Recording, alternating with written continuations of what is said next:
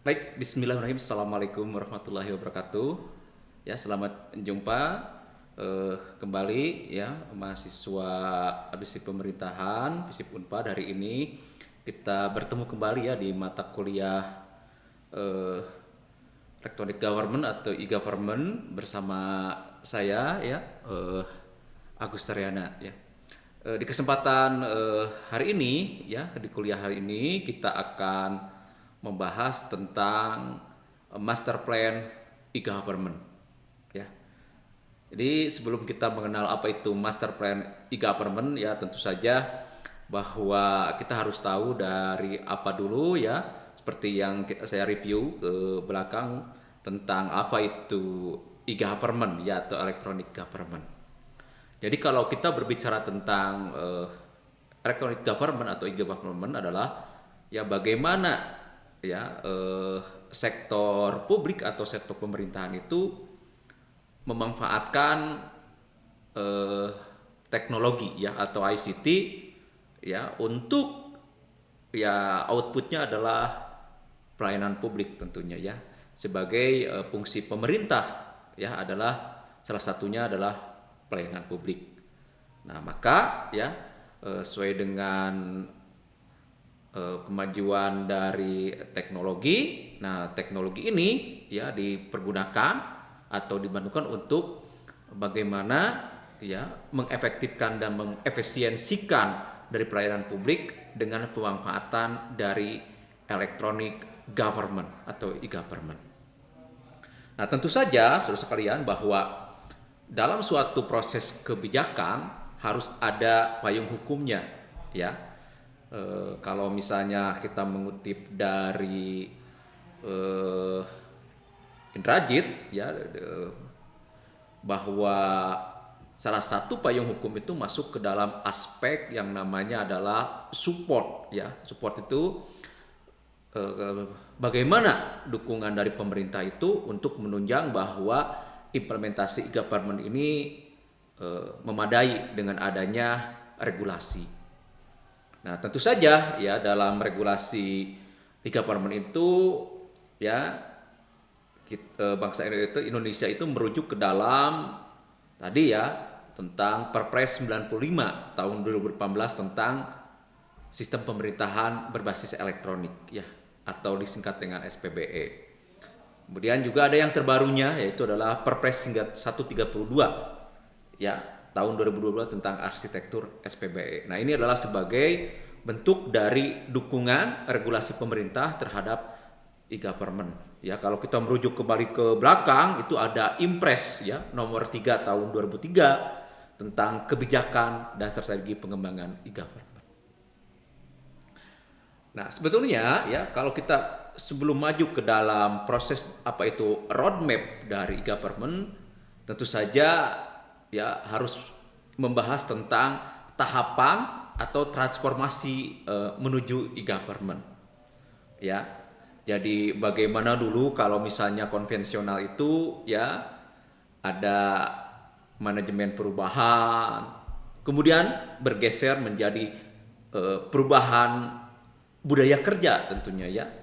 Kemudian perubahan proses kerja, adanya SOP dan kebijakan politik, peraturan perundang-undangan, dan leadership. Ya, selanjutnya itu adalah tahapan-tahapan yang dulu masih konvensional. Bertransformasi menggunakan pemanfaatkan ICT, ya. Tentu saja adalah yang pertama adalah penggunaan internet, ya, penggunaan infrastruktur, telematika penggunaan sistem aplikasi, standarisasi metadata, kemudian dokumentasi elektronik. Nah, ini adalah sebagai bagaimana tentunya adalah penyelenggaraan pemerintahan berbasis manual menuju transformasi menuju penyelenggaraan pemerintahan berbasis ICT. Nah, tahapan pertama tentu saja adalah persiapan di mana proses pembangunan e-government ya itu berkategori bila. Nah, ini ya aplikasi yang dibangun itu ya merupakan sistem web yang digunakan sebagai media informasi dan komunikasi pada lembaga. Nah ya, jadi kalau kita lihat bagaimana ya setiap institusi itu sudah pasti mempunyai web-web ya yang berisikan tentang profile ya, kemudian berisikan tentang visi misi serta layanan yang bisa diakses dan dimudahkan untuk masyarakat dalam mengakses tentu saja pelayanan publik. Karena salah satu ya output dari penggunaan e-government itu adalah pelayanan publik. Nah, kemudian tentu saja kalau sudah ada web ini tentunya harus ada sosialisasi ya. Sosialisasi situs web tentunya bukan hanya untuk internal ya, tetapi untuk eksternal juga yang memang kebutuhan ya yang lebih untuk melayani semua stakeholder. Nah, ini ya. Jadi sosialisasi web itu atau situs web itu harus internal dan harus kepada eksternal ya, sehingga mudah dipahami dan juga sudah informasinya dapat diterima bahwa ada web untuk memudahkan pelayanan publik ya. Nah, ini ya yang terakhir dari tingkat 1 itu adalah website pemerintah yang dibangun berisi informasi dasar. Nah, ini ya saudara sekalian terhadap tahapan e-government tingkat 1. Tingkat 2 tentu saja di sini adalah pematangan atau lebih dikenal dengan fase interaksi. Ya, di sini di tingkat kedua itu adalah development ya atau pembangunan e-government dikatakan termasuk dalam tahap pematangan apabila tingkat persiapan telah dilakukan. Ya, yang pertama adalah ya aplikasi e-government yang dibuat bersifat interaktif.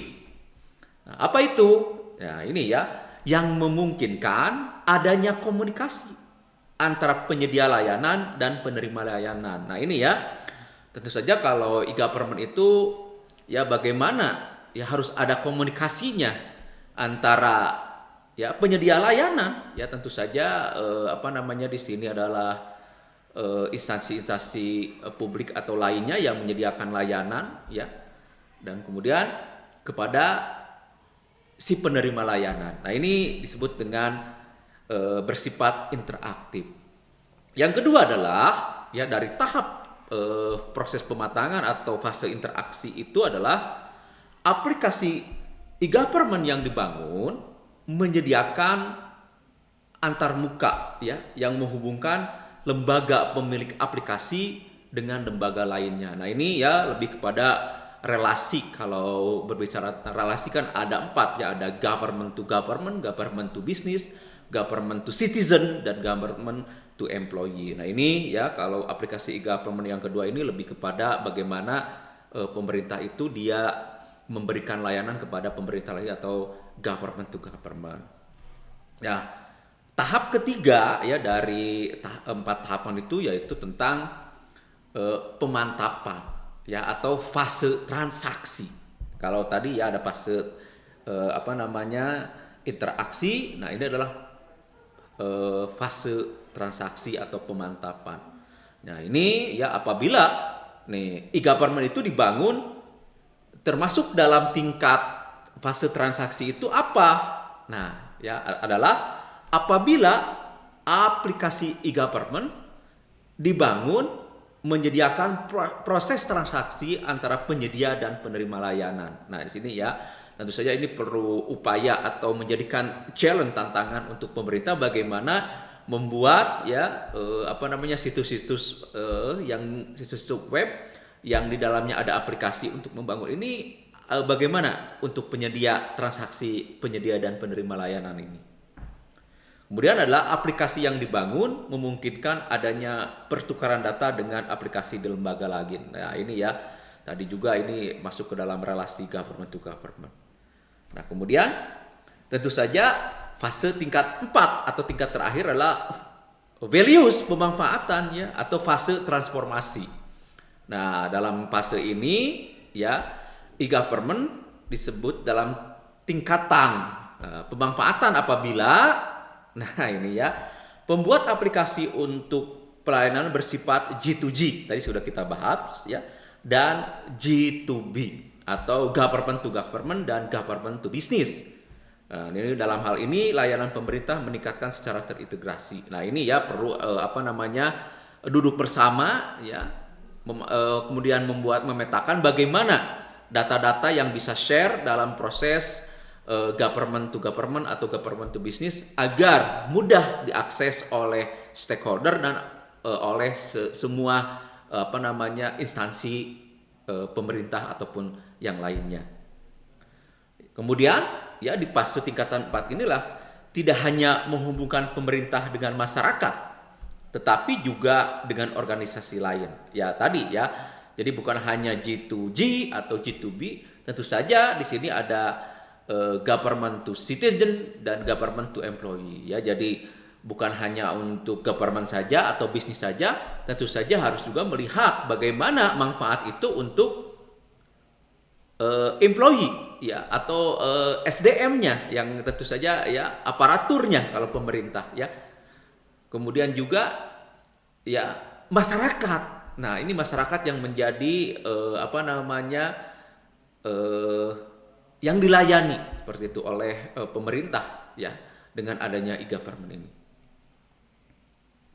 Ya, nanti bisa dilihat ini adalah hubungan komunikasi dalam e-government itu bagaimana ya, ada lembaga legislatif, kemudian ada relasi kepada instansi pemerintah, ya, kemudian ada masyarakat, publik, dunia usaha. Nah, ini ya lebih dikenal dengan tadi ada relasi atau hubungan dari e-government ini. Nah, kemudian ya membangun e-government. Nah, ini ya tentu saja kalau perlu upaya yang tepat, roadmap yang tepat untuk tadi ya bahwa e-government itu memang tepat sasaran untuk pelayanan publiknya supaya lebih efektif dan efisien. Membangun kelembagaan yang berbasis sistem manajemen organisasi. Nah, ini ya pengembangan prosedur kebijakan dan peraturan. Nah, ini berarti bahwa kita harus tahu ya bagaimana SOP-nya untuk membangun sebuah e-government ya. Nah, tentu saja ya yang kedua adalah bahwa membangun e-government itu kita akan menggunakan teknologi informasi dan komunikasi tadi ya atau TIK ya.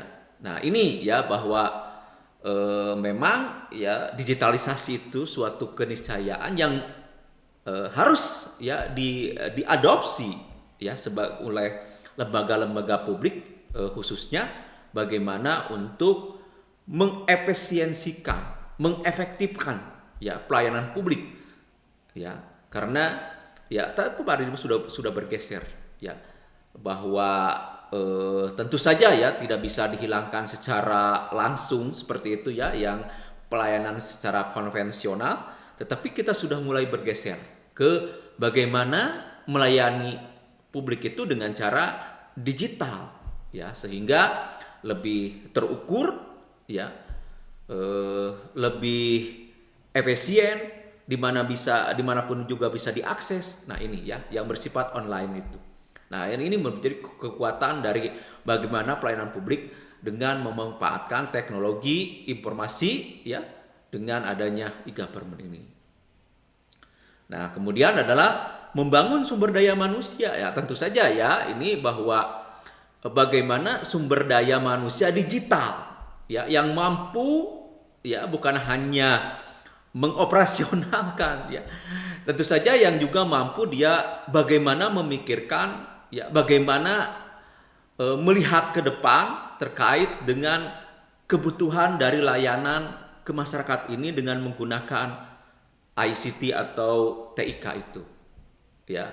Tentu saja ya bahwa dengan adanya perubahan ya yang memang semakin cepat dari teknologi, nah ini juga menjadi tantangan ya, dengan adanya kita ketahui ya banyak dari hacker-hacker yang menghack gitu ya data-data sehingga bisa dipunyai oleh oknum yang tidak bertanggung jawab. Nah, ini ya tentu saja kita juga membutuhkan bahwa yang SDM ini yang memang ahli ya expert dalam bidang IT. Nah, ini ya tantangan juga bagi pemerintah untuk menyediakan ya sumber daya manusia yang memang ahli IT atau digital ya atau sumber daya SDM digital. Nah, ya ini ya tentunya ini tantangan ya ke depan sehingga sangat tepat sekali ya di Undang-Undang ASN yang baru itu Undang-Undang 20 ya tahun 2023 tentang ASN itu bahwa di situ ada SDM digital. Ini sangat relevan bahwa memang perlu ya SDM digital bagi peningkatan bagaimana menata kelola dari pemanfaatan e-government. Nah, baik ya, mungkin kita nanti akan lanjutkan ya di pertemuan eh, akan datang ya untuk roadmap kita tadi sebagai pemantik bagaimana ya apa namanya struktur awal dari roadmap yang akan dibuat untuk e-government. Kita akan bertemu di kuliah yang akan datang untuk membahas tentang lanjutan dari roadmap e-government ini ya. Terima kasih atas perhatiannya. Wal muwaffiq ila thoriq. Wassalamualaikum warahmatullahi wabarakatuh.